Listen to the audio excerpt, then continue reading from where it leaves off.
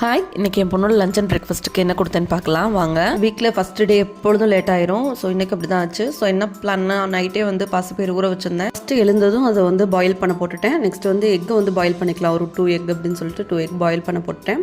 Yesterday night பண்ண சப்பாத்தியில் ஒரு 3 பால் மீதி இருந்துச்சு. ஸோ அதே அப்படியே பாப்பாவுக்கு மார்னிங் பிரேக்ஃபாஸ்ட்டாகவும் லஞ்சாகவும் ப்ரிப்பேர் பண்ணிக்கலாம்னு சொல்லிட்டு அதான் ப்ரிப்பேர் பண்ணிட்டு இருந்தேன். டைம் இருந்தால் கொத்து சப்பாத்தியாக மாற்றிடலாம் அப்படின்னு பிளான் பண்ணியிருந்தேன். 8:15 வேலை முடிஞ்சிருச்சு.